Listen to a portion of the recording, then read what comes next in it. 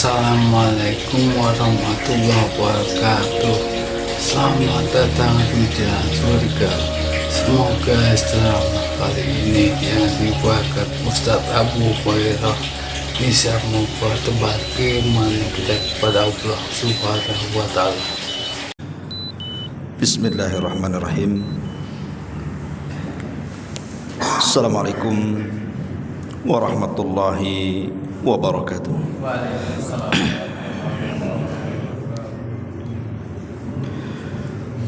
Alhamdulillah wassalatu wassalamu ala rasulillah wa ala alihi wa sahbihi wa mawalah wa la hawla wa la quwata illa billahi wa ba'du. Alhamdulillah, segala puja dan puji hanya milik Allah Subhanahu wa ta'ala. Salawat dan juga salam tahdiahkan kepada Rasul kita Nabi besar Muhammad sallallahu alaihi wa ala alihi wasallam.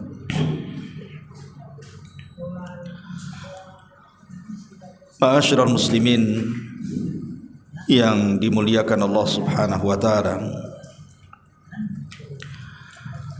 alhamdulillah di malam hari ini dengan izin Allah Subhanahu wa ta'ala kita kembali bisa duduk untuk bertalabul ilmi. Tak lupa salawat dan juga salam tetap kita hadiahkan kepada Rasul kita Nabi besar Muhammad sallallahu alaihi wasallam. Dan tema di malam hari ini masih tema seputar nasihat, di mana kita akan mengangkat satu tema nikmatnya sebuah kematian bagi seorang mukmin.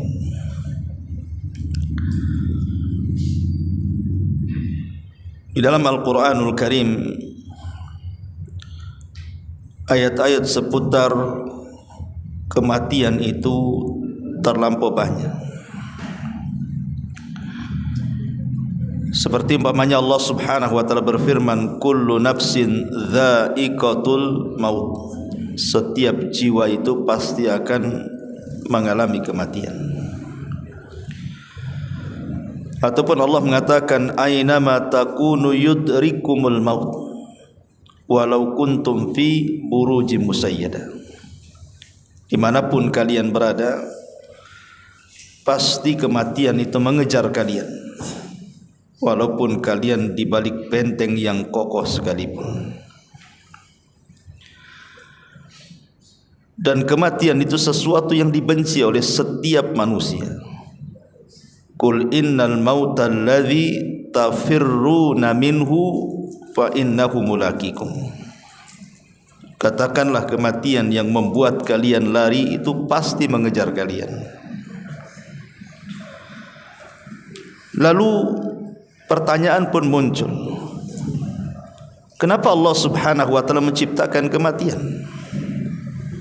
Kenapa kita ini harus mati? Kalau hidup terus kan enak gitu ya. Kenapa mesti disentuh dengan kematian? Dalam hadis Abi Darda radhiyallahu an, Nabi sallallahu alaihi wasallam mengatakan, laula thalathun ma ta'ta'a ibnu adam ra'sahu. Kalau bukan karena tiga perkara, kata Rasul, tidak mungkin kepala anak Adam itu mau merunduk. Kemudian beliau mengatakan, yang pertama al-faqru, kefakiran. Yang kedua al-maradu, sakit yang berkepanjangan. Dan yang ketiga al-mautu, kematian. Kalau tidak ada tiga perkara ini, manusia pasti akan menyombongkan dirinya. Sebab tiga perkara inilah maka kepala-kepala manusia bisa menunduk. Pertama, kefakiran. Apa yang disombongkan orang fakir? Makanya sudah saya katakan, kalau ada orang fakir sombong, itu dosanya lebih besar dibandingkan orang kaya sombong. Kalau orang kaya sombong, wajar ada pendorong sombongnya, kekayaan dia. Lah kalau fakir sombong, ini apa yang disombongkan? Udah fakir sombong lagi. Orang fakir itu tidak bisa menyombongkan dirinya, karena tidak ada yang disombongkan di situ. Kemudian yang kedua, orang sakit. Apa yang disombongkan orang sakit? Apalagi sudah terbaring, sudah stroke, walaupun ketika sehat dia mantan jenderal sekalipun. Kalau sudah terbaring, geser 1 senti aja nggak bisa, harus digeser orang. Lalu apa yang disombongkan? Dan yang ketiga, kematian. Apa yang bisa kita lakukan dengan kematian? Sehebat apapun manusia, tidak bisa menghadapi kematian itu. Pasti kematian akan mengejar dia.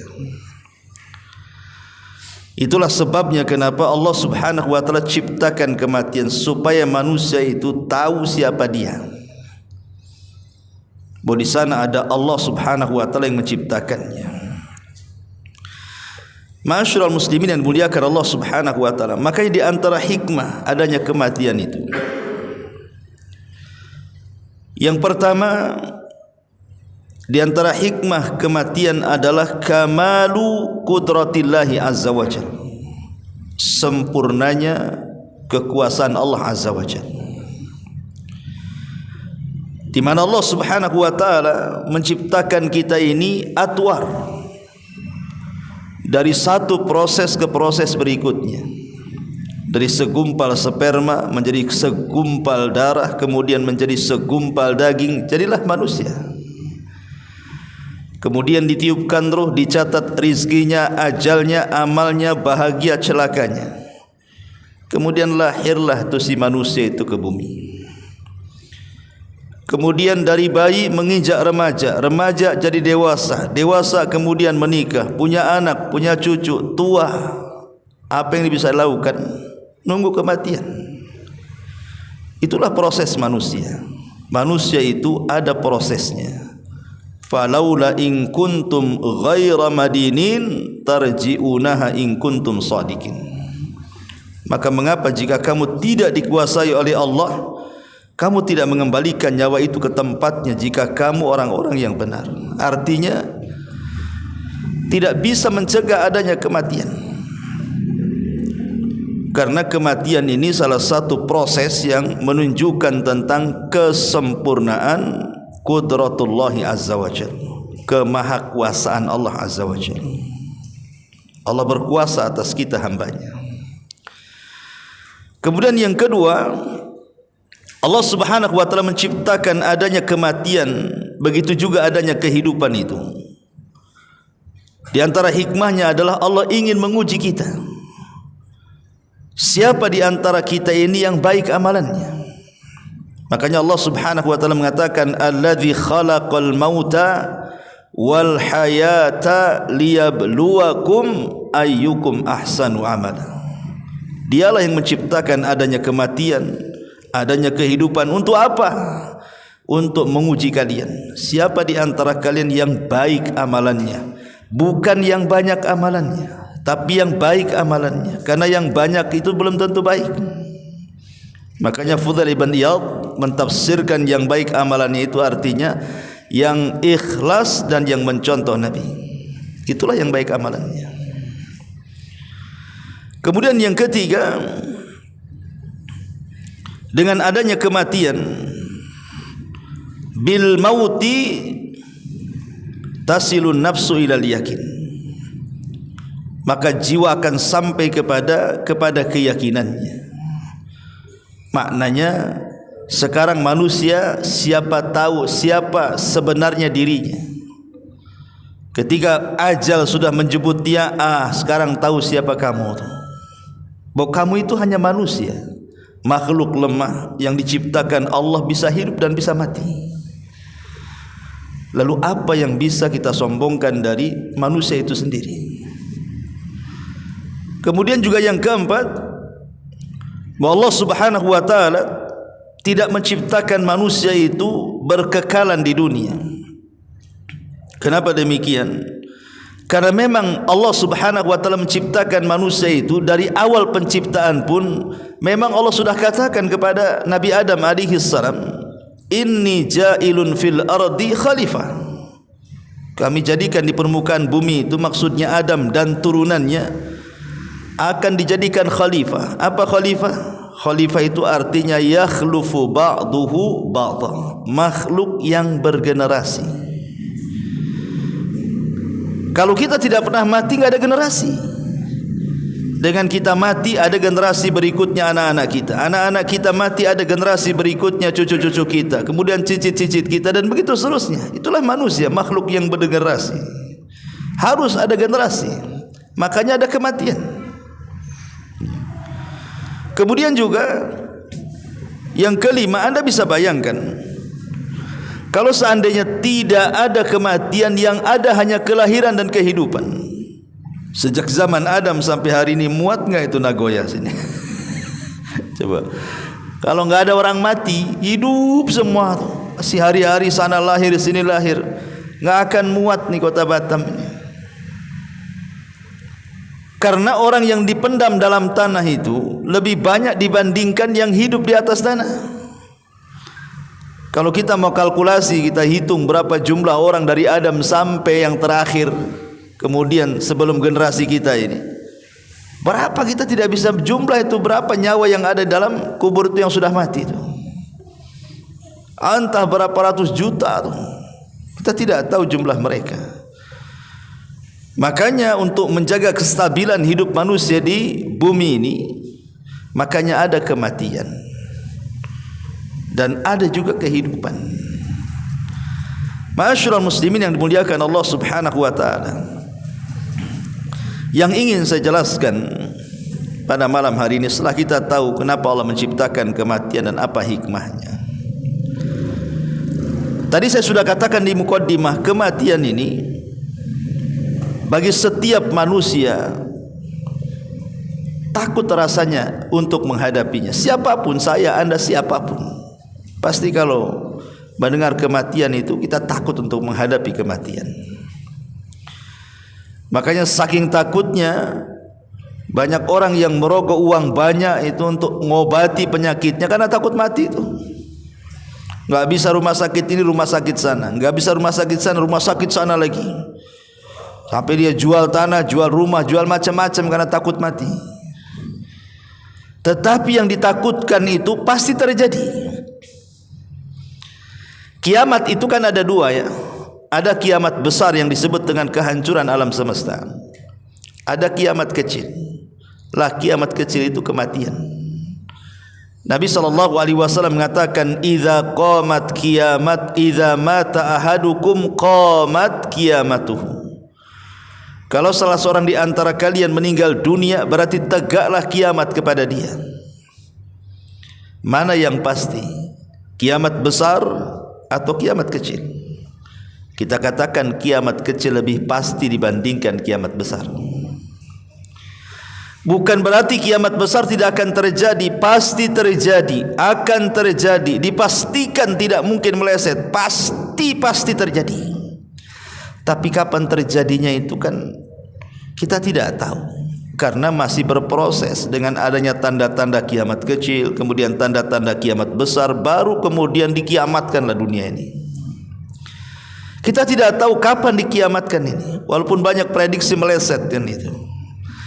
Tapi kalau kematian ini sebuah kepastian, ikhwan. Karena Nabi SAW sudah mengatakan, a'maru ummati bainas sittina was sab'in. Usia umatku ini berkisar antara 60 sampai 70 tahun saja. Artinya Rasul sudah ngasih ancang-ancang tuh, bahwa umat Muhammad itu, umat Islam, usianya hanya berkisar 60 sampai 70 tahun saja. Dan sedikit yang melewati 70 tahun itu. Kalaupun ada itu sedikit. Kebanyakan di usia 70 tahun itu sudah OTW bahasa kitanya. OTW ke Tamiang atau ke kuburan Sungai Panas ini ya. Dari sini kita tahu bahwa kalau seandainya antum sekarang usianya 50 tahun, berarti udah ada ancang-ancang kan itu. 50 tahun nih. 10 tahun lagi 60 tahun. Udah kan? Udah nampak tuh. 60 tahun ke 70 tahun. Siap-siap aja lah. Lain dengan kiamat besar kan? Tanda-tanda kiamat besar aja belum muncul, adanya Dajjal, adanya Ya'juj Ma'juj dan begitu seterusnya. Tapi kalau kematian itu walaupun kita tidak bisa memprediksi secara pas, tapi ancang-ancangnya sudah ada tuh. Ma'asyiral muslimin yang dimuliakan Allah Subhanahu wa taala. Yang ingin saya jelaskan adalah bagi seorang mukmin kematian itu sebuah nikmat. Bagi seorang mukmin kematian itu sebuah nikmat. Jadi jangan antum pikir bahwa kematian itu menakutkan. Kematian itu perkara biasa. Hari-hari kita ditampakkan dengan adanya kematian. Makanya bagi seorang mukmin itu kematian sebuah nikmat. Lah kok bisa kematian itu sebuah nikmat? Bahkan sebagian para ulama mengatakan kematian itu adalah nikmat terbesar setelah hidayatul Islam. Setelah antum mendapatkan hidayah Islam, kematian itu adalah nikmat kedua terbesar. Ma'asyiral muslimin yang dimuliakan Allah Azza wa Jalla, karena kalau seseorang kemudian sudah mendapatkan hidayah Islam, kemudian dia mati di atas Islam, maka itu yang diinginkan semua para nabi. Nabi Yusuf alaihi salam sampai mengatakan apa? Tawaffani muslimah. Ya Allah, wafatkan aku dalam kondisi muslim. Ya ayyuhalladzina amanu taqullaha haqqa tuqatih wa la tamutunna illa wa antum muslimun. Jangan kalian mati kecuali kalian di atas Islam.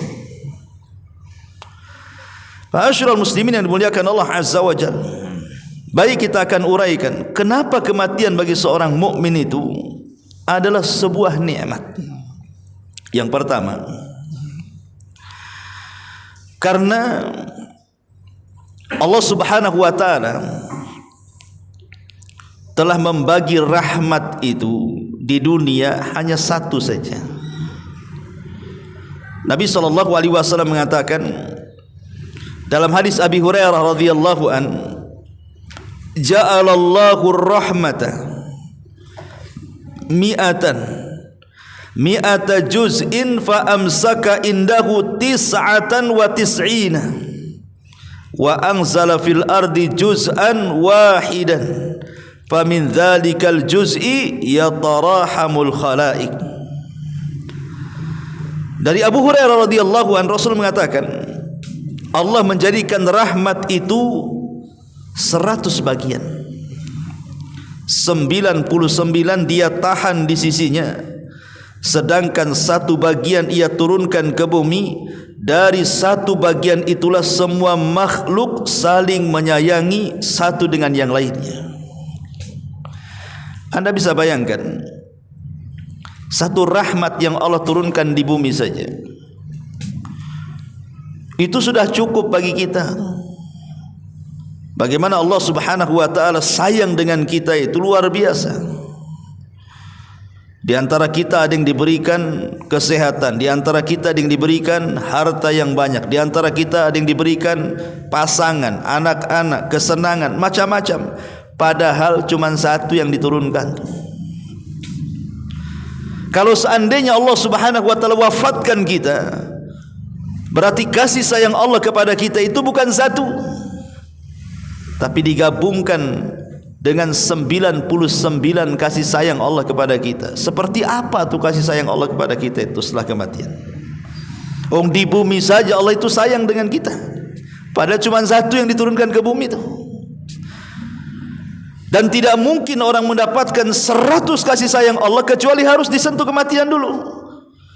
Karena yang diturunkan ke bumi cuma 1 yang dipegang oleh Allah, 99 rahmat.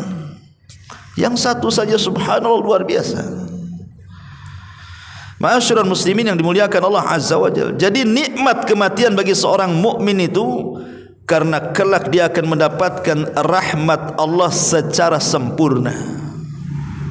100 rahmat diberikan kepada kita, bukan 1. Ya. Ini yang pertama. Yang kedua, Bagi kematian seorang mukmin itu adalah istirahat. Kalau ada orang yang mengatakan, sering kita mendengar kalimat di masyarakat, ayo kita antar jenazah ini ke tempat peristirahatan yang terakhir. Kalau ditujukan kepada seorang mukmin, benar. Kalimat ini kalau untuk seorang mukmin, ya. Karena seorang mukmin itu dengan kematian dia istirahat dari lelah letihnya dunia. Tapi kalau kalimat ini ditujukan kepada orang kafir, kepada orang munafik, kepada orang fasik, ahli maksiat, tidak benar. Kalimat ini tidak benar. Kalau dikatakan ayo kita antar jenazah ini ke tempat peristirahatan yang terakhir, sementara dia pelaku maksiat, dia kira mau istirahat habis mati. Yang ada makin dia itu disibukkan dengan berbagai macam peristiwa di alam kubur itu. Makanya kalimat ini hanya berlaku kepada orang yang beriman, yang taat saja. Makanya dalam sebuah hadis dari Abi Qatadah radhiyallahu an, Nabi sallallahu alaihi wasallam satu hari marra alaihi bi janazatin, lewat padanya pengiringan jenazah. Faqala, tiba-tiba Rasul mengatakan mustarih wa mustarahum minhu. Kata Nabi sallallahu alaihi wasallam, ada orang yang mendapatkan kenyamanan atau istirahat, dan ada pula orang yang lain yang menjadi nyaman istirahat karena ketidakadaan dia, katanya. Jadi orang mati itu ada dua macam. Ada kita yang istirahat dari dia, atau dia istirahat dari kita. Cuman dua aja orang mati itu. Saya ulangi, orang mati itu cuman ada dua tuh. Mungkin kita beristirahat dari dia, syukurlah dia mati. Kalau nggak mati, habislah kita. Nah, itu orang zalim. Ya, coba kalau dia masih hidup, wah kacau tuh. Alhamdulillah dia mati. Kita istirahat. Nggak ada dia itu kita istirahat. Atau terbalik, ya, dia yang istirahat dari kita. Karena boleh jadi kita pula yang suka zalimi dia, yang suka nyakiti dia, dan begitu seterusnya. Dia dengan kematian istirahat tuh. Dari penatnya dunia, dari lelahnya dunia, letihnya dunia, dia beristirahat tuh. Makanya Nabi SAW mengatakan, faqalu mal mustarih wa mal mustarahu minhu Rasul. Siapa yang beristirahat dan siapa yang diistirahatkan itu. Maka Rasul mengatakan, al abdul mu'min yastarihu min nasabid dunya wa adhaha. Kata Nabi SAW, adapun kematian seorang mukmin, adapun kematian hamba yang mukmin adalah orang yang beristirahat dari keletihan dunia dan kesulitannya. Wal abdul fajir, adapun hamba yang jahat, ahli maksiat, yastarihu minhul ibad wal bilad wasyajar wad dawab, kata Rasul.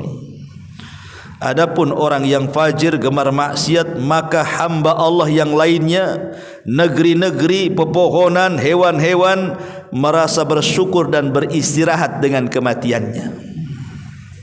Nah, kita masuk yang mana tuh kalau mati itu?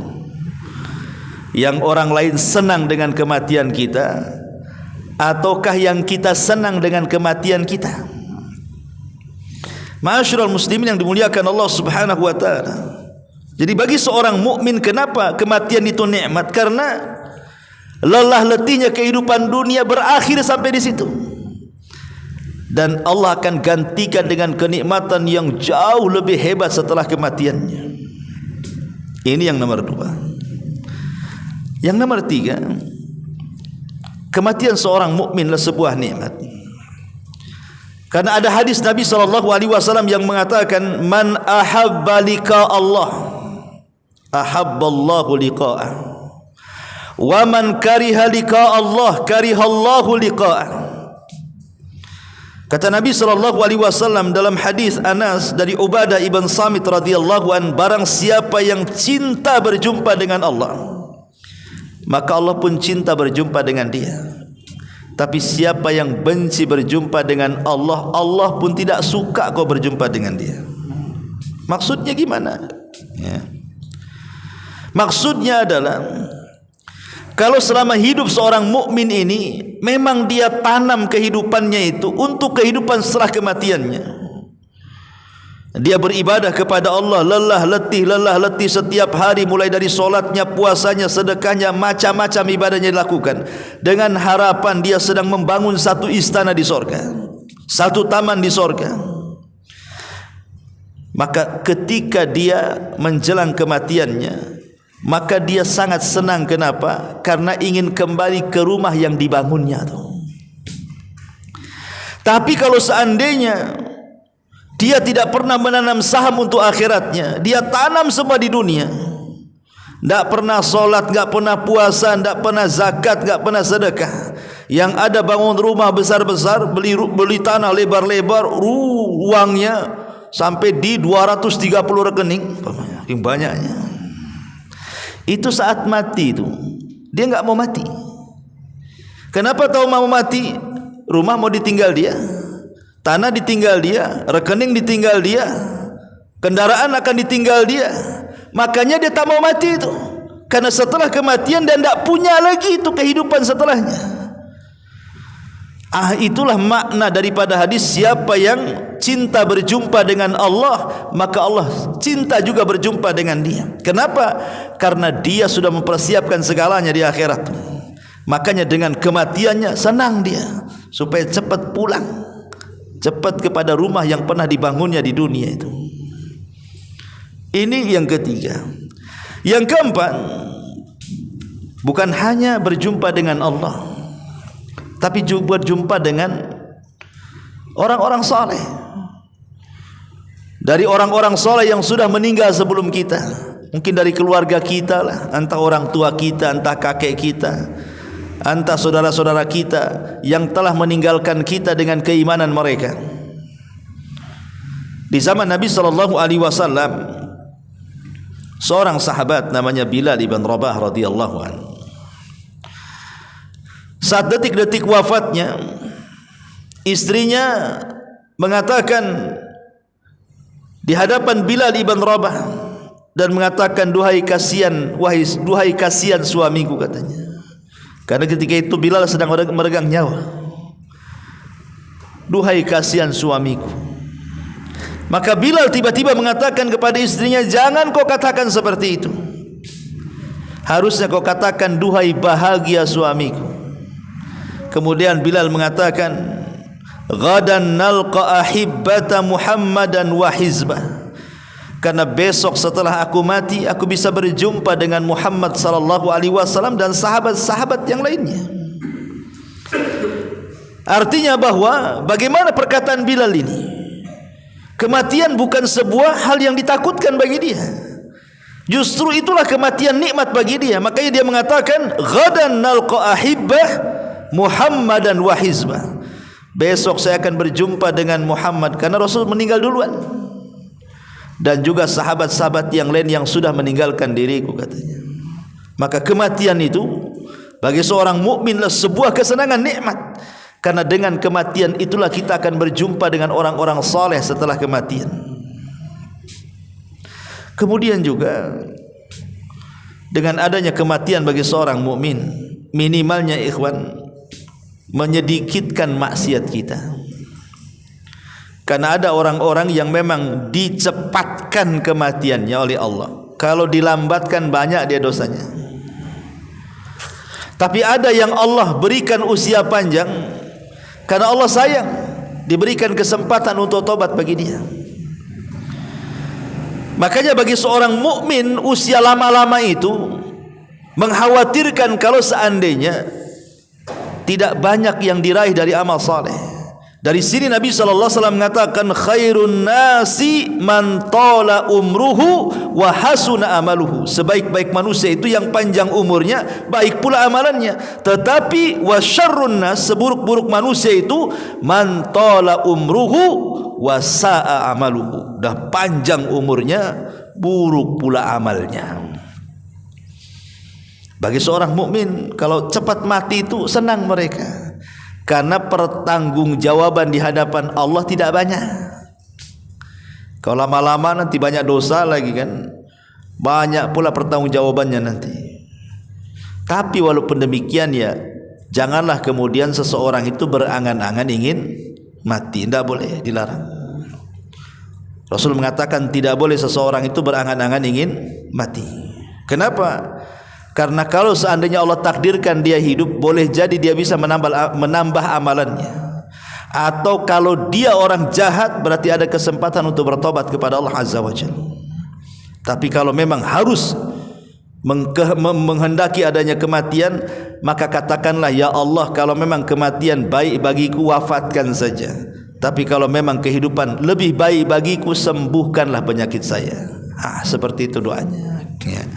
Ma'asyiral muslimin yang dimuliakan Allah Azza wa Jalla. Kemudian juga di antara alasan kenapa kematian itu nikmat bagi seorang mukmin, karena dia akan cepat mendapatkan balasan yang selama ini di dunia sudah lelah letih dia. Letih dia solat, letih dia puasa, habis uangnya untuk sedekah, kesana kemari beribadah kepada Allah Azza wa Jalla. Dia habiskan semua daya upaya waktunya untuk Allah Azza wa Jalla.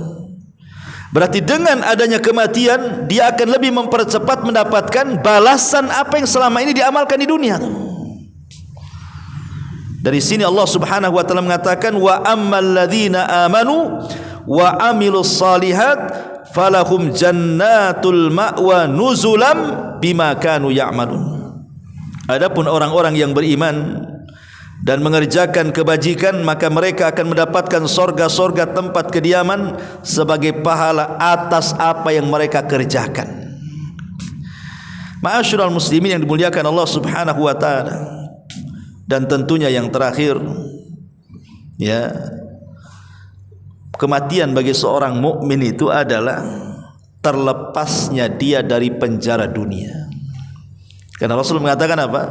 Ad-dunya sijnul mu'min wa jannatul kafir. Dunia ini penjara bagi orang beriman, tapi surga bagi orang kafir. Coba lihat orang yang keluar penjara itu, wah senang kan? Senang orang keluar penjara itu. Ada juga ustaz yang tak senang katanya, kalau keluar penjara pusing pula mau cari makan, di penjara dikasih makan. Siapa bilang masih enak di luar penjara dibandingkan dalam penjara? Kalau penjara manusia saja, orang keluar dari penjara itu senangnya luar biasa, apalagi dari penjara dunia yang penuh dengan kepenatan di dalamnya, maka seorang mukmin akan senang. Ma'asyiral muslimin yang dimuliakan Allah Azza wa Jalla, dari sinilah kenapa kemudian kematian bagi seorang mukmin ini sebuah nikmat. Ma'asyiral muslimin yang dimuliakan Allah Subhanahu wa taala. Kemudian lebih daripada itu, saat kematian seorang mukmin, ada banyak kabar gembira yang Allah akan habarkan kepada kita. Kurang lebih sekitar 12-13 kabar gembira bagi kematian seorang mukmin itu. Apa saja? Yang pertama, Allah Subhanahu wa taala berfirman di dalam surah An-Nahl. Allah mengatakan dalam surah An-Nahl itu, kadzalika yajzillahul muttaqin alladzina tawaffahumul malaikatu thayyibina yaquluna salamun alaikum udkhulul jannata bima kuntum ta'malun. Demikianlah Allah berikan balasan kepada orang-orang yang bertakwa, yaitu orang-orang yang ketika diwafatkan oleh para malaikat maut dalam keadaan baik, mereka para malaikat mengatakan kepada mereka, keselamatan bagi kalian, masuklah kalian ke dalam sorga karena apa yang telah kalian kerjakan. Dan Allah juga katakan dalam surah Fussilat ayat 30-nya, innal ladzina qalu rabbuna Allah tsumma istaqamu tatanazzalu alaihimul malaikatu alla takhafu wa la tahzanu wa abshiru bil jannati allati kuntum tu'adun. Orang-orang yang mengatakan Rabb kami Allah, kemudian mereka istiqomah, saat kematiannya turun malaikat menghabar gembirakan di telinganya, jangan takut, jangan sedih, karena sorga sudah Allah janjikan kepadamu. Ini kabar gembira yang pertama. Apa itu? Bisikan-bisikan kebaikan saat kematian. Dan itu hanya kepada orang yang beriman. Ya. Jadi saat kita ini diwafatkan oleh Allah Subhanahu wa taala, maka Allah akan utus beberapa malaikat kepada kita. Yang pertama tentu malakul maut dulu, yang mencabut nyawa kita. Baru kemudian di samping kiri kanan malaikat maut itu ada namanya malaikat rahmat. Kalau yang meninggal itu orang yang beriman. Malaikat rahmat inilah yang kemudian membawa kain kafan dari sorga, wewangian dari sorga. Ketika malakul maut hanya mencabut ruh saja, langsung diambil malaikat rahmat, kemudian dibungkus dengan kain kafan dari sorga dan wewangian dari sorga. Dan saat detik wafatnya, sebelum ruh itu dicabut, maka malaikat rahmat akan membisikkan di telinga kita ini, jangan takut, jangan sedih, karena Allah sudah janjikan sorga. Maka ruh seorang mukmin akan keluar dengan sangat pelan dari ujung-ujung kaki, ujung-ujung jari jemari kaki, kemudian naik ke atas, ya, kemudian keluar dari mulutnya. Kenapa mesti dari kaki dulu? Kenapa tidak dari dari kepala dulu? Kenapa ruhnya itu berjalan dari kaki dulu? Coba, apa hikmahnya? Supaya dia tidak lari. Jadi orang mati itu ruhnya dicabut dari kaki dulu. Ketika sudah sampai di badan, dia nggak mungkin lari, karena saat itu tidak ada waktu untuk tobat. Sebab kalau seandainya dari arah mana dulu, dia bisa lari ke masjid kan, dengan kakinya bisa lari ke masjid tuh. Kemudian dia bertobat kepada Allah Azza wa Jalla. Tapi ketika ruh berjalan dari kaki ke atas, akhirnya dibuat orang itu tidak bisa apa-apa, tidak bisa bergerak lagi sudah. Karena orang berjalan itu dengan kaki. Karena ketika kematian itulah waktu di mana tobat tidak mungkin diterima. Disitulah Rasul mengatakan, innallaha yaqbalu taubata abdin ma lam yughargir. Allah itu masih menerima tobatnya hamba sebelum nyawa di kerongkongan. Tapi kalau sudah seperti itu, mana bisa dia bertobat? Tapi kematian seorang mukmin, maka kabar gembira yang akan diberikan oleh Allah apa itu? Malaikat membisikkan di telinga kita, enggak perlu takut kamu, enggak perlu khawatir. Maknanya apa?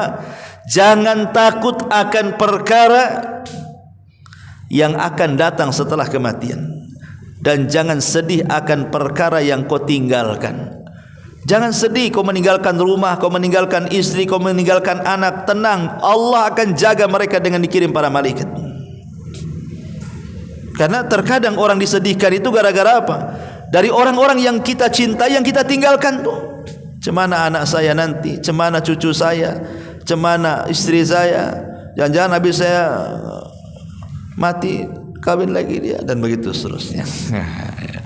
Jadi kadang-kadang dikhawatirkan tuh.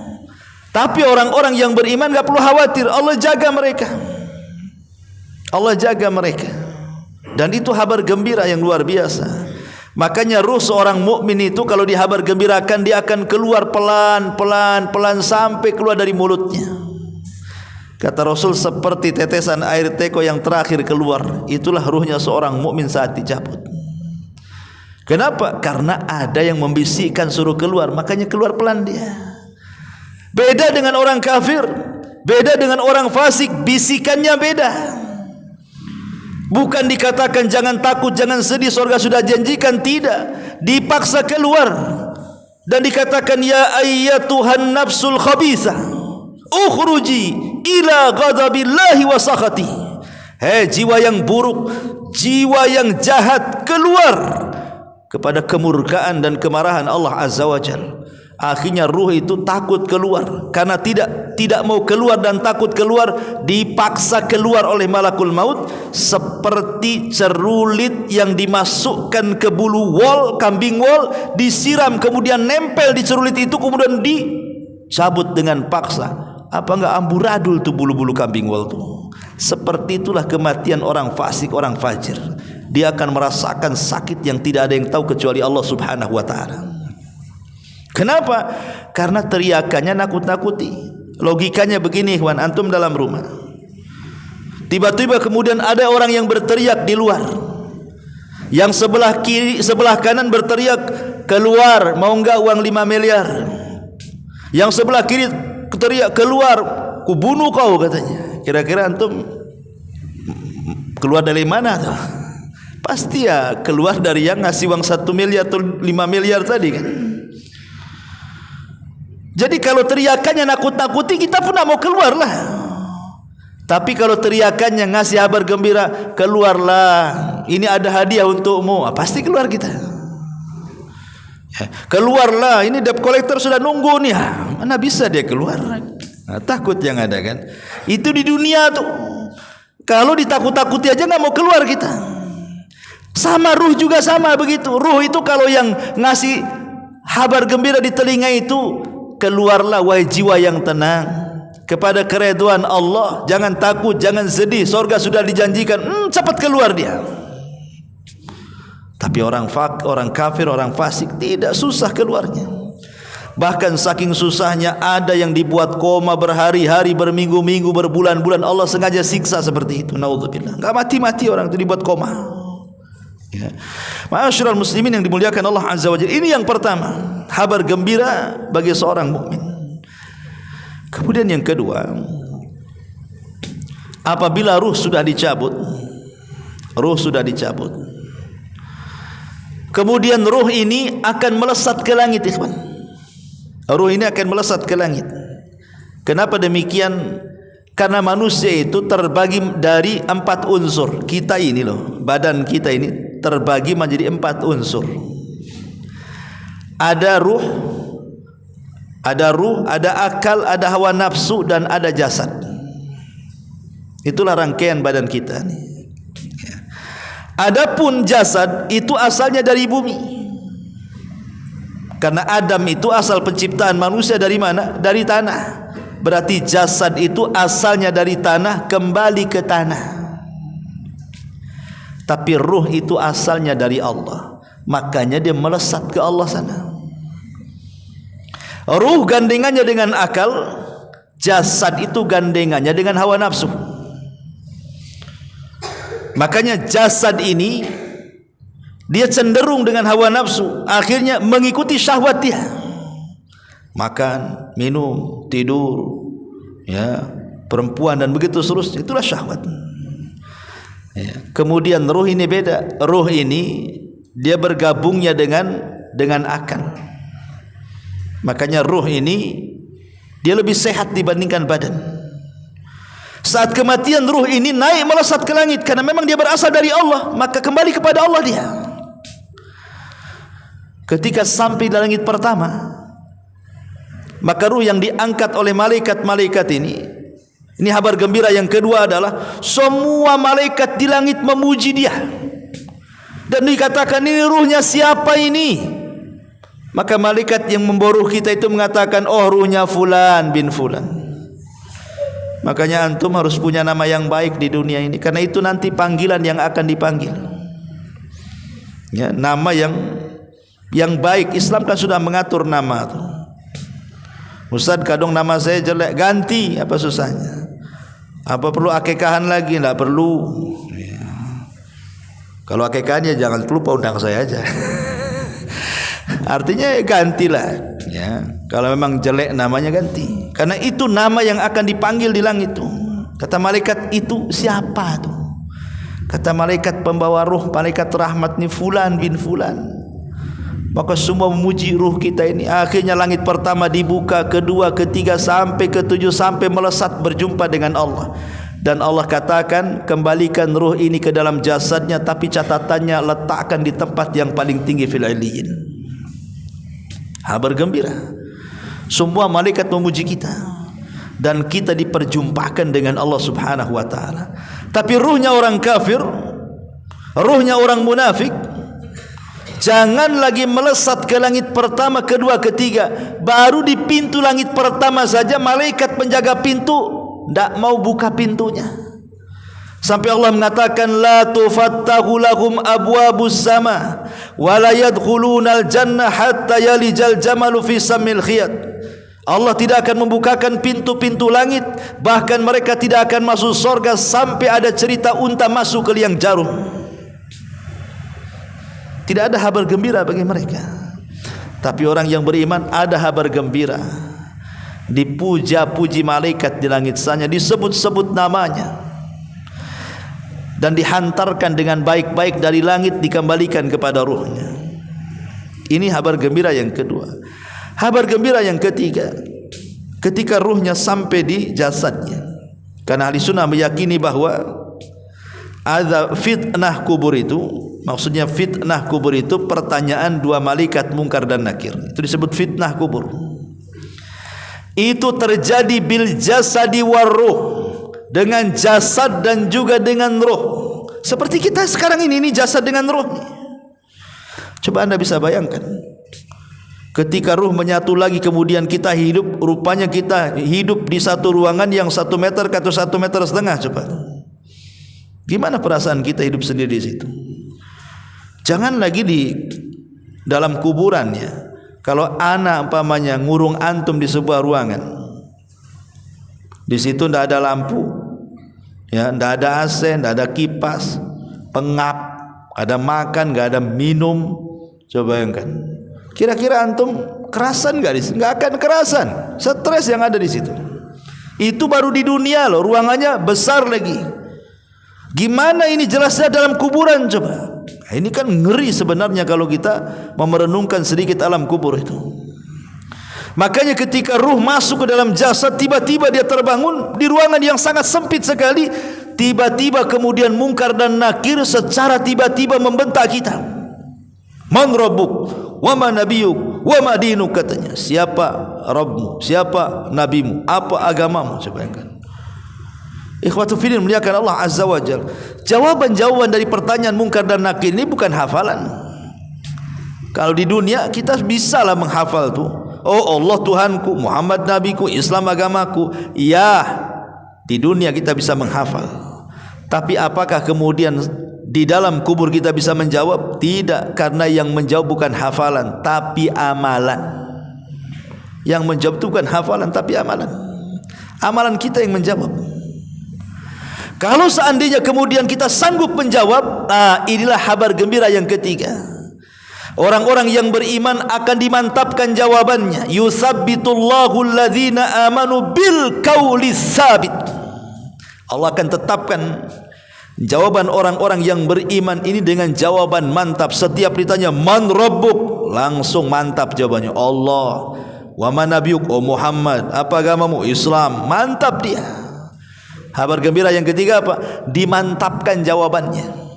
Inilah yang disebut dengan fitnah kubur. Dimantapkan jawabannya. Dan kalau seandainya dia mantap jawabannya, datang kabar gembira yang keempat. Apa itu? Tazkiyah dari langit, rekomendasi dari langit. Allah Subhanahu wa taala katakan, "An sadaqa abdi, hambaku telah benar." Kalau Allah yang mengatakan seperti itu, selesailah dia. Dia pasti bahagia. Kenapa? Langsung ada tazkiyah dari langit. Allah mengatakan, hambaku telah benar. Siapa? Kita ngasih tazkiyah itu belum tentu lulus. Saya sering ngasih tazkiyah sama orang-orang yang mau kuliah di Madinah, ya, di Yaman.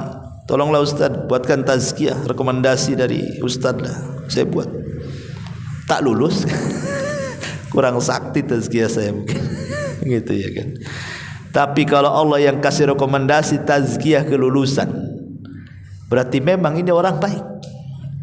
Ketika Allah mengatakan al-sadaqa abdi, hambaku telah benar, berarti hamba ini pasti akan sukses dalam kuburan. Karena Utsman bin Affan radhiyallahu anhu apabila diingatkan soal kuburan nangis dia. Tapi kalau diingatkan soal neraka, biasa saja dia. Jadi dikatakan, ya Utsman, kalau cerita neraka kau kalem-kalem saja, kalau cerita kuburan kenapa kau nangis, katanya. Kata Utsman ibn Affan, wailakum, celaka kalian. Tahukah kalian kuburan itu? Kuburan itu adalah raudun min riyadil jannah au hufratun min hufarin nar. Kuburan itu bisa jadi satu taman menuju taman-taman sorga, atau boleh jadi satu sumur yang akan mengarahkan ke sumur neraka, katanya. Jadi kesuksesan di akhirat itu juga penentunya adalah kuburan. Kalau di kubur kita mantap dalam jawaban, kemudian masuk kepada nikmat kubur, maka setelahnya akan mudah tuh menuju perjalanan akhirat. Tapi kalau di kuburan sudah sulit, jawabannya balelo bahasa kitanya, dijawab man rabbuka, dia mengatakan ha la adri, aku tidak tahu, aku tidak tahu. Ditanya siapa Rabbmu, siapa nabimu, sama juga ha aku tidak tahu, aku tidak tahu. Ditanya agamanya, aku tidak tahu, aku tidak tahu. Akhirnya dia dicambuk oleh malaikat yang kalau cambukan itu dicambukan ke gunung Uhud, kata Rasul, hancur tuh berantakan gunung Uhud itu. Ketika dia tidak sanggup menjawab, Allah dustakan dari langit, dan Allah mengatakan angkadzaba abdi, hambaku telah berdusta. Ketika Allah sudah memponis seperti itu, tidak selamat dia. Kalau Allah sampai mengatakan angkadzaba abdi, hambaku sudah berdusta, tidak akan selamat dia. Kalau sudah sulit di kuburan, maka setelahnya lebih sulit lagi dia. Karena kuburan ini azabul adna, azab yang rendah. Ada azab yang tinggi lagi kelak di akhirat. Ma'asyiral muslimin yang dimuliakan Allah Azza wa Jalla. Jadi kabar gembira berikutnya setelah dimantapkan jawabannya, ada rekomendasi dari Allah, al sadaqa abdi, hambaku telah benar. Tentu sebelum adanya fitnah kubur, ada peristiwa yang disebut dengan Zaghtatul Qabri. Zaghtatul Qabri itu artinya himpitan kuburan. Jadi setiap orang yang masuk ke kuburan itu, ikhwan, pasti akan dihimpit oleh kuburan. Tidak saya, tidak antum, tidak anak kecil, tidak orang dewasa, tidak ada orang tua, tidak laki-laki, tidak perempuan, tidak mukmin, tidak kafir, tidak sahabat, tidak siapapun, semua kena himpitan kuburan ini. Semua kena. Anda mau mukmin, mau kafir, tetap dihimpit. Anda mau orang soleh, mau orang toleh, tetap dihimpit. Anda mau orang bayi, mau sudah dewasa, tetap dihimpit. Mau laki-laki, perempuan, semua manusia tidak lepas dari himpitan kuburan. Sampai-sampai Nabi SAW mengatakan kepada seorang sahabat namanya Sa'ad ibn Mu'adz. Sa'ad bin Mu'adz ini, ikhwan, ini bukan sahabat sembarang, karena dia tokoh Ansar. Dengan keislamannya dia mengislamkan satu kabilah Aus. Bahkan saat kematiannya 70.000 malaikat turun dari langit mengantarkan jenazahnya. Arsy yang besar bisa bergegar dengan kematiannya. Tapi saat kematiannya, kata Rasul, kalau ada orang yang selamat dari himpitan kubur, Sa'adlah orangnya. Tapi Sa'ad pun tidak selamat, kata Rasul. Bahkan ketika ada bayi yang belum punya dosa dikuburkan, kata Rasul, kalau seandainya ada orang yang selamat dari himpitan kubur, tentu bayi ini yang selamat. Bayi pun tak selamat. Semua orang terkena himpitan, ikhwan. Mau mukmin, mau kafir, mau orang baik, mau orang jahat, mau bayi, mau orang dewasa, semua kena himpitan. Cuman bedanya, bagi orang-orang yang beriman, tentu ada kabar gembira dalam himpitan itu. Karena himpitan bagi orang-orang yang beriman itu seperti ibu menggendong bayinya, memeluk bayinya. Pelukan sayang namanya, ya. Pelukan kasih sayang. Karena tanah itu diibaratkan ibu kita, kan dari tanah dan akan kembali ke tanah. Jadi tanah itu bimanzilatil seolah-olah tanah itu sekedudukan dengan ibu kita. Jadi kalau kita masuk ke dalam kuburan, seolah-olah ibu kita sedang memeluk kita. Bagaimana pelukan seorang ibu kepada bayi? Ya pasti akan dipeluk dengan kasih sayang, kan? Tidak mungkin merasakan sakit. Tapi kalau dia orang kafir, maka bukan seperti orang tua, seperti ibu yang memeluk anaknya, tapi betul-betul tanah yang menghimpit dia, sehingga dia akan merasakan sakit dengan retakan-retakan tulang, retakan-retakan sendi. Dia akan menjerit-jerit di mana manusia tidak mendengar, yang mendengarkan hanya binatang-binatang saja. Kan ngeri itu. Tapi bagi orang yang beriman, dia mendapatkan nikmat, kabar gembira. Kenapa? Himpitan itu bagaikan pelukan ibu kepada anak. Nah, itu juga kabar gembira bagi orang yang beriman. Ya. Ma'asyiral muslimin yang dimuliakan Allah Subhanahu wa taala. Setelah kemudian berbagai macam kabar gembira dan orang ini dimantapkan jawabannya, turun rekomendasi dari Allah, benar, telah jujur jawabannya, maka kabar gembira selanjutnya apa? Yufrashu lahu min firasil jannah. Tiba-tiba dibentangkan kuburannya sejauh mata memandang. Dalam hadis Abu Hurairah radhiyallahu an, kuburannya terbentang 70 dhira'an fi 70. 70 hasta kali 70 hasta. 70 hasta, satu hasta itu segini nih. Ini dari sini ke sini, ini satu hasta namanya. Ya, berarti kalau 70 hasta kita bagi 2 saja berarti 35 meter. Ya kan? 35 meter kali 35 meter. Ah, itu luasnya kuburan itu seperti itu. Meluas. Itu dalam hadis Abu Hurairah. Tapi dalam hadis Bara bin Azib beda lagi. Jadi ketika kuburan itu diluaskan bukan 70 hasta kali 70 hasta, tapi madal basar, sejauh mata memandang. Seperti antum naik ke tempat yang paling tinggi gitu ya, di mana di sini, pandanglah sejauh mata memandang. Seperti itulah kuburan itu diluaskan sejauh mata memandang. Tetapi ikhwatu fiddin, ini perkara gaib, tidak bisa antum taruh CCTV di situ. Kata Ustaz katanya kuburannya meluas, saya taruh CCTV, ditongkrongi depan komputer, tak ada gerak-gerak tuh. Ya, karena orang ini bego. Ya. Dia mau menyamakan perkara nyata dengan perkara gaib, tidak bisa. Perkara gaib itu alladzina yu'minuna bil ghaib, cukup diimani, bukan diteliti. Ya. Oh, kata Ustaz, mungkar nakir datang, kita taruh CCTV, ditunggui, mana si mungkar si nakir, tetap datang-datang. Tetap aja tuh si jasad tuh diam saja dalam kuburan tuh. Ini perkara gaib, tidak bisa kemudian disamakan dengan perkara nyata. Cukup diimani saja bahwa ada perkara-perkara seperti itu.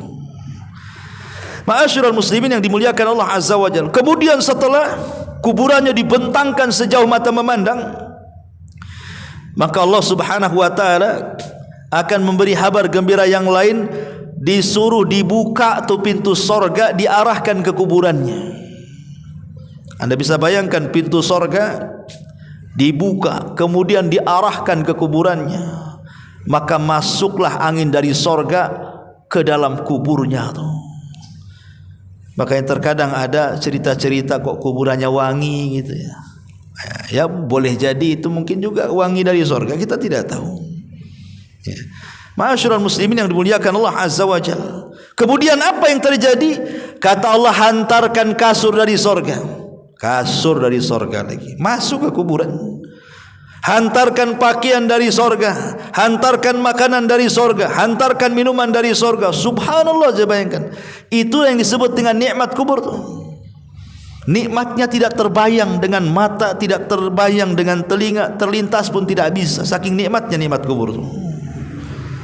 Karena belum masuk sorga saja pintu sorga sudah dibuka, sudah dihantar-hantarkan tuh barang-barang sorga ke dalam kuburannya tuh. Kemudian di situ Allah Subhanahu wa taala akan memerintahkan para malaikat untuk apa? Untuk menghabarkan kepada orang yang ada di kubur itu dengan menjelmakan amal soleh seperti manusia. Tiba-tiba kemudian dia sedang tidur, sedang makan, sedang nyamanlah dalam kubur itu. Datang pula orang ganteng sak ganteng-gantengnya, baik sak baik-baiknya, ucapannya indah, masya Allah. Tahu-tahu ngajak ngobrol lah dengan kita di situ. Saking asik, tak sadar rupanya kiamat pula mau dibangkitkan. Itulah kalau keasikan ngobrol. Ya, kadang-kadang kalau antum asik ngobrol kan malam itu kan, udah kopi, kretek, apa semua kan, tutup jam 3. Kadang kan, namanya orang ngobrol gak sadar. Apalagi kopinya tuh ember cat kaleng, makin kan. Jadi ada orang yang diajak ngobrol, apalagi lawan ngobrolnya enak kan nggak terasa tuh. Apalagi lawan ngobrolnya istri antum belum kawin lagi kan, lagi pacaran gitu. Kok bentar kali katanya, duduk udah bentar kali. Ya itulah orang kalau dicintai kan begitu. Tahu-tahu yang lama itu jadi sebentar. Tiba-tiba kiamat diumumkan, mau dikiamatkan tuh. Jadi si kawan ini ngomong sama kita, nih mau dikiamatkan nih. Mau dikiamatkan. Langsung dia mengatakan, ya Rabb, cepat kiamatkan katanya. Kemudian dia mengatakan, kamu ini siapa, baik kali mau menemani aku dalam kuburanku katanya. Barulah dia ngaku, ana amaluka soleh, saya amal solehmu loh. Saya solatmu, saya zikirmu, saya baca Quranmu, saya kebaikanmu, saya sedekahmu, saya silaturahimmu. Wah, disebutkan sayalah amal solehmu. Jadi amal soleh inilah yang akan menemani kita di dalam kubur itu. Maka makin banyak amal soleh di dunia, makin enak kita dalam kubur, teman yang akan menemani kita. Ma'asyiral muslimin yang dimuliakan Allah Azza wa Jalla. Kemudian kabar gembira yang lainnya adalah dia digambarkan dalam kubur itu tempat duduknya di sorga. Kayak raya tancap. Ya, antum di dalam kubur itu nampak ini istana antum nih, nanti masuk ini istana antum nih, ini rumah antum nih. Ya, nampak nanti. Bayangkan dalam kubur itu sudah digambarkan di tempat duduk antum di situ tuh. Gimana kita kemudian nggak kepengen kan gitu? Udah jelas-jelas tempat duduknya di situ. Makanya dia meminta kepada, ya Allah adkhilil jannah, ya Allah masukkan aku ke surga, masukkan aku ke surga. Tapi Allah Subhanahu wa taala mengatakan kepada dia, nim naumatal arush. Ya, tidurlah kamu seperti pengantin baru. Jadi orang yang beriman dalam kubur itu ditidurkan seperti pengantin baru, ikhwan. Tidak terasa dengan waktu yang lama, padahal sejak zaman Adam sampai sekarang enggak dikiamat-kiamatkan tuh. Atau yang meninggal di zaman Nabi sampai sekarang sudah 14 abad yang silam enggak dikiamat-kiamatkan tuh. Kalau sekarang kita mati hari ini, ke kiamat itu berapa ratus tahun lagi nggak dikiamat-kiamatkan. Berarti kita lama di kuburan. Bagi seorang mukmin tidak pengaruh mau lama mau tidak di kuburan itu. Kenapa? Karena Allah katakan nim naumatal arush, tidurlah seperti pengantin baru. Nggak terasa, tahu-tahu subuh aja kan begitu. Pengantin baru. Ya. Kalau pengantin lama kayak lama kali tidur. Itu pengantin lama. Kalau pengantin baru cepat ya kan. Kemudian wa yunawwar lahu qabruhu, dibuat cahaya tuh kuburannya. Betul-betul terang benderang kuburannya. Itu berdasarkan hadis Abu Hurairah radhiyallahu anhu. Ma'asyiral muslimin yang dimuliakan Allah Subhanahu wa taala. Kemudian kabar gembira seterusnya ketika betul-betul kemudian sangkakala ditiup Israfil, maka ruh seorang mukmin akan diletakkan di tempat yang paling tinggi di sorga, namanya Illiyin. Karena di antara 7 makhluk yang tidak akan hancur saat kiamat, salah satunya apa? Ruh.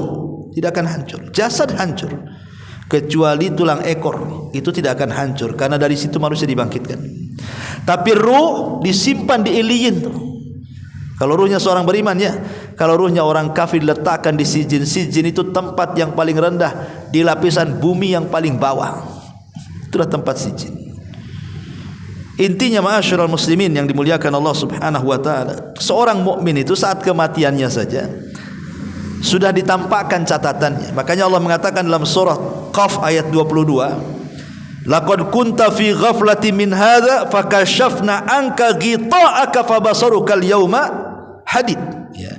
Sesungguhnya kamu berada dalam keadaan lalai dari hari ini, maka kami singkapkan daripadamu tutup yang menutupi matamu, maka penglihatanmu pada hari itu sangat tajam. Maksudnya, kalau kata ulama tafsir, kalau seorang mukmin itu saat meninggal itu, maka akan ditampakkan sekilas sebelum ruh itu dicabut amal catatannya.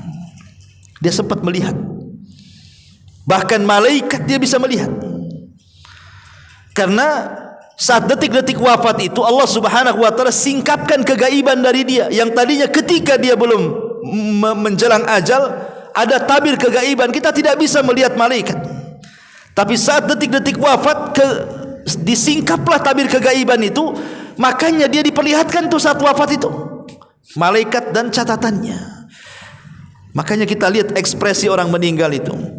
Kalau memang dia seorang yang beriman, sempat terlihat catatannya, dia tahu catatannya adalah sebuah kebaikan, kita lihat kematiannya, ekspresinya macam-macam. Terkadang dia bisa mengucapkan la ilaha illallah, terkadang dia meninggal tiba-tiba membaca Al-Quran, terkadang dia meninggal di tempat-tempat kebaikan, di tempat-tempat ibadah, macam-macam ya, untuk menunjukkan tanda dia husnul khotimah, atau mungkin berkeringat dahinya. Tapi ada yang kemudian melihat catatannya itu malah ketakutan, karena mungkin keburukannya lebih banyak, makanya ditalkin berkali-kali pun tidak mau jawab dia. Bahkan yang ada banyak orang yang ditalkin, rupanya yang keluar bukan la ilaha illallah, tapi kalimat yang lain pula dia keluar. Ada orang ditalkin itu ikhwan, ketika dikatakan kul la ilaha illallah, hei fulan katakan la ilaha illallah, dia pula mengatakan kafartu bila ilaha illallah, aku kufur dengan kalimat itu, kemudian mati. Naudzubillah, coba bayangkan ya. Bahkan yang sudah saya jelaskan pada antum dalam kitab Al-Imam Ibnu Jauzi, dalam kitab Talbis Iblis, bagaimana di zaman dia ada orang yang suka meribakan uang. Jadi kalau pinjam 1 juta dibalikan 1.100.000, pinjam 2 juta dibalikan 2.200.000, dan begitu seterusnya. Saat kematian ditalkin, ya fulan katakan la ilaha illallah, dia mengatakan oh tidak bisa, kalau kau pinjam 1 juta kau kembalikan 1,5 juta. Itu pula yang ngomong dari keluar, karena jadi rentenir saat dia hidup tuh, itu yang keluar sampai dia mati. Sama dengan kisahnya kata Imam Ibnu Jauzi, itu orang yang hidupnya dengan satranji. Satranji itu kalau bahasa kitanya catur, kalau dulu namanya satranji. Makanya Islam melarang sebenarnya main catur itu, main satranji itu, karena Rasul mengatakan nahan Nabi sallallahu alaihi wasallam anis satranji. Rasul melarang tidak boleh main catur ya.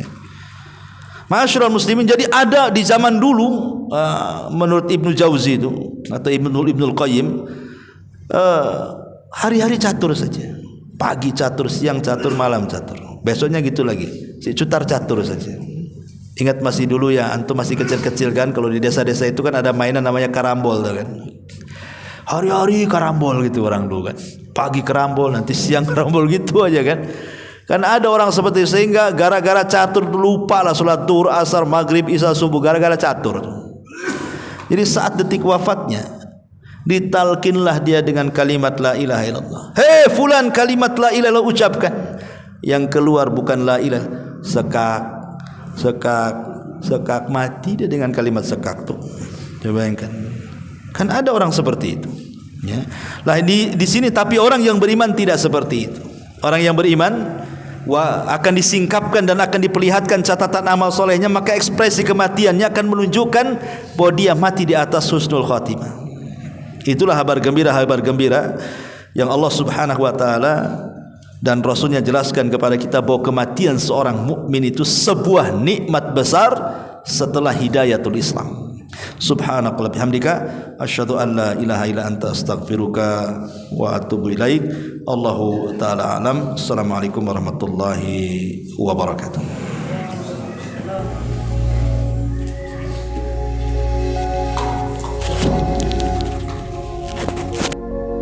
Alhamdulillah, Anda telah menyimak ceramah Ustadz Abu Humairoh. Semoga bisa memperdalam keimanan kita kepada Allah.